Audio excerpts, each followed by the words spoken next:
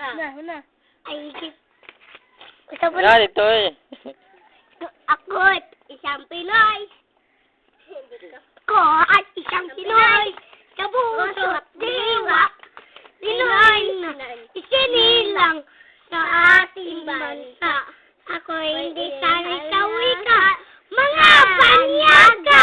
Ako'y Pinoy na mayroon sa sariling wika. Wika ng bansa. Ang gamit kong salita.